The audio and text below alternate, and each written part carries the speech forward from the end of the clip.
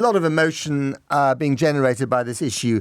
When you look at the numbers and when you consider the troubles that the SNP has had in the last year or so, what is happening to the issue of Scottish independence?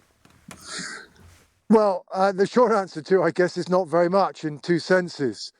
Sense number one is that attitudes towards the question of whether Scotland should or should not be an independent country have not changed during the course of the last 18 months, during which time the SNP have hit political trouble. The opinion polls still on average have about 49% of people. That's interesting. I'm surprised by that. So that's consistent.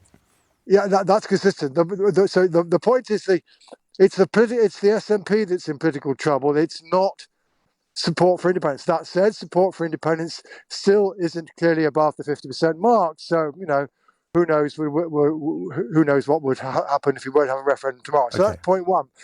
Point two, however, of course, the sense in which it's going nowhere is that it's not on the political agenda. Now, there are two reasons for that. The first is that at the moment, at least, there seems to be little prospect of a hung parliament at Westminster in which the SNP might have leverage. Indeed, at the moment, it is possible that the SNP may even be fighting with the Liberal Democrats for all practical purposes for the post of the third largest party inside the House of Commons. In other words, one of the unintended consequences of the Liz Truss fiscal event is that it rather scuppered the SNP's only realistic chance in the short term of perhaps being able to get a referendum is to use the leverage of a hung parliament because it's given Labour such a large poll lead.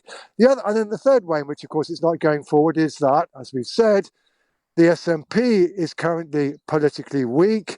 It has been seen as divided by the electorate. Humza Yousaf, the leader, is nothing like as popular as his two predecessors as First Minister. And the public in Scotland are now seemingly taking rather more notice of what, for some at least, is a less than glorious record in government, particularly with respect to the health service. So it's very much the same problem as the Conservatives face in England. So that does therefore mean, and also, of course, they're also stymied by the continuing police investigation into their finances. So the SNP find it basically impossible to get on the front foot. And unless the SNP are on the front foot, then nothing much is going to happen to changing public opinion in one direction or the other on the question of independence. And that is crucial, isn't it? Because that is their core project. That is what that party was all about originally and is still all about. And if you don't find a clear pathway towards another referendum, people are going to be paying more attention to all the other stuff, which, as you say, is not necessarily going swimmingly. Well, they are and they are not paying less attention to the other stuff. Unionists are still very definitely looking at the constitutional question, and it is very strongly still structuring who they vote for. In other words, around 90% of those people who say they would vote no in a referendum tomorrow are saying they are going to vote for one of Labour, Conservative or Liberal Democrat. Right? Very few of them are willing to vote SNP, which is a contrast to the position 10 years ago. What has happened is that those people who are still in favour of yes, not all of them are voting in the kinds of heavy numbers for the SNP that they were in the 21 Holyrood election. Some of them have gone to Labour, which is one of the reasons why Labour are now breathing down the SNP's neck and seem to have a not inconsiderable chance of ending up with more Scottish seats than the SNP in the forthcoming Westminster election. But also some of them are saying they're going to vote for the Greens or for Alba, including in the Westminster election.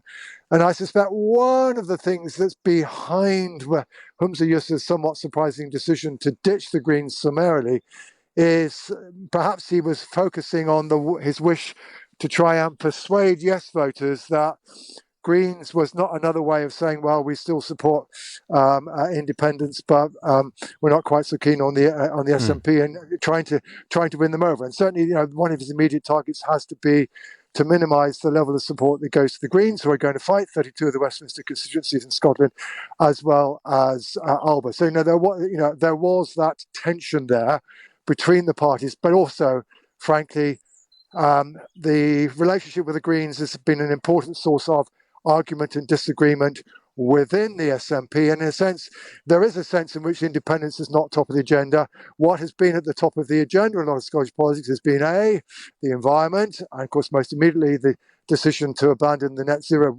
target by 2030, which was the immediate cause of this rupture, but also, identity issues, cultural issues, not least transgender. And the other thing that made the Greens upset last week was the decision to follow the decision in England in following the caste review to stop the administration of puberty blockers to adolescents who want to change their Which gender. are all distractions from the core issue of independence, aren't they? Exactly, and equally also they are issues on which the SNP are internally divided. So therefore the SNP's divisions on other issues become exposed at the expense of them being able to say anything very much about the constitutional question. Just one more, John. Is it good for the issue of independence to be kept alive by increasing competition amongst the parties about it? So the fact that you've got, the independence lobby is split between, the SNP vote, the ALBA vote, I guess the Green vote to some extent. Is that good news for the issue of independence because it creates a sort of internal competition about it, or not? No. I think it's the complete opposite. One of the big advantages that the nationalist movement has had in Scotland is that for all practical purposes, its party political representation has been dominated by the SNP. In contrast, unionism in Scotland is divided between Conservative, Labour and Liberal Democrat. And we've seen this in the last 24 hours. So the Conservatives put a motion down for Holyrood, or say they're going to have a vote of no confidence in the First Minister.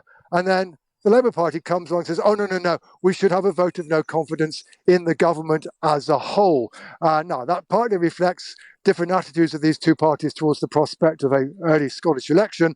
Conservatives don't want one, Labour do. But again, immediately you see how the division within unionism means that their tactics on this question are not necessarily agreed.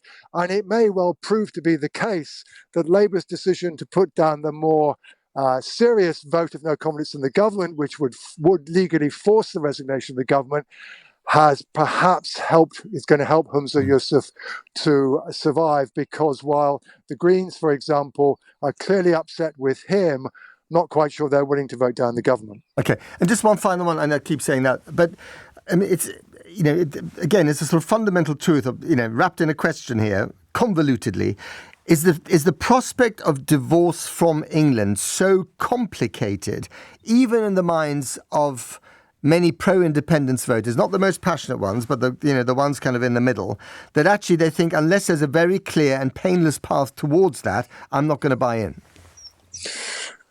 Well, I'm not sure that's the case. I think what you need to realise, Matt, is that the question in Scotland is no longer simply a question of Scotland's relationship with the United Kingdom. It's also about Scotland's relationship with the European Union. Sure. And one of the things that's happened in recent years is that, basically amongst those people in Scotland who are around 2/3 of the population who want to be inside the European Union, that's where the support for independence now primarily comes. And it's the minority of people who are happy to be outside, who are enthusiastic about the union. So the issue that is keeping the independence question alive is, frankly, the UK being outside the European Union. If the United Kingdom were to rejoin the European Union, I think the question of Scottish independence would then look much more debated, because at the moment, we can argue, and you and I, it's a perfectly reasonable debate to be had about whether or not, how much economic disruption independence would cause.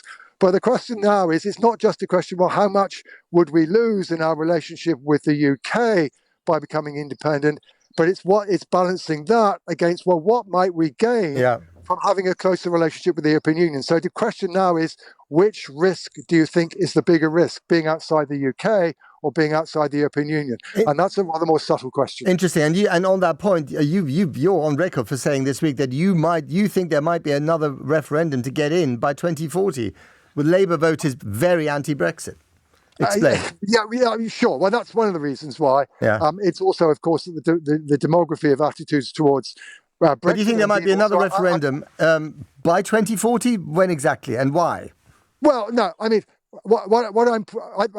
basic point I've been making, and I've made this many times before, is that I think the referendum of 2016 will prove to be no more successful than the referendum of 1975 in resolving the issue of our relationship with the European Union. Okay. If you look at the demography of attitudes, as indeed is also true of the constitutional question, it is younger people want to be inside the European Union. Point one. Two, despite their best endeavours, the Labour Party still finds itself with a heavily pro-EU electorate. Now, the pathway by which we get from those facts to the political situation that might result in us having another referendum, I mean, I certainly admit that pathway is not immediately clear, and that's why I say, well, maybe by 2040, which in my view is quite a long way away. But I think we need to be aware. We, as a society, all the opinion polls say we're about 58% now in favour of rejoining. Now, that's not such a large majority that it's guaranteed what would happen if we have another referendum.